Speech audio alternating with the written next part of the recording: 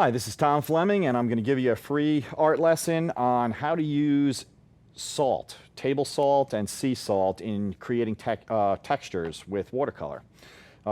This is actually a more common technique than it may sound like, and we're going to start just laying down just water, plain water.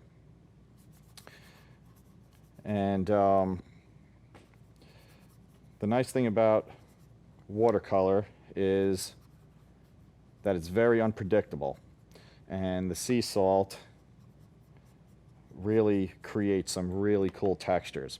So right now I'm going to lay down some violet, and I'm going to really use it loosely. I'm using a flat number 12 sable brush, and we're just going to let this kind of flow all over.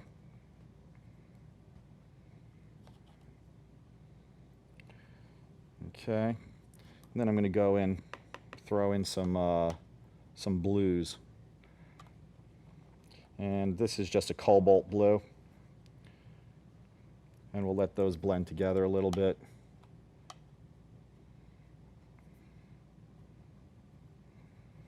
And we're just creating a nice wet wash.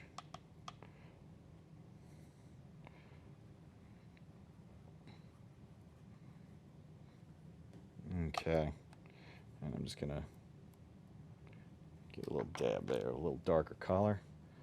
All right, so now you got a nice base of some watercolor texture, letting it flow into areas.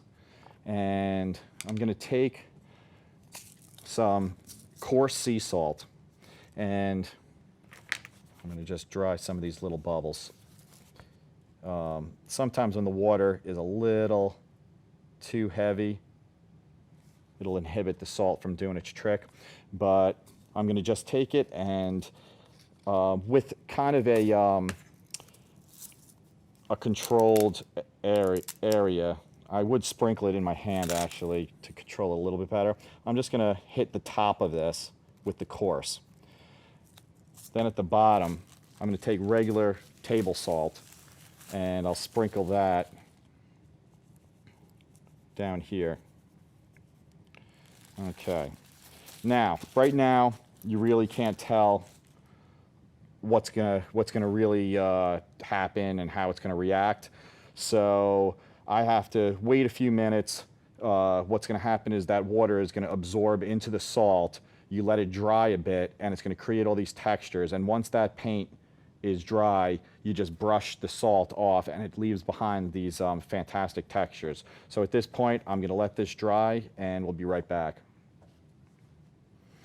All right, we're back, and the paint is dry, and as you can see, if you really look in there, the salt created all these really organic type textures that has almost like a coral-like effect.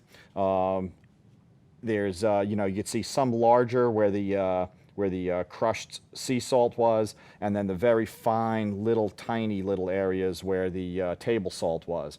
So just as a note, as a side note, before you crush the salt, if you let the paint dry a little bit more and it's not as wet, the salt will have a stronger effect, and you will get a little bit more white type texture in the larger crushed salt areas.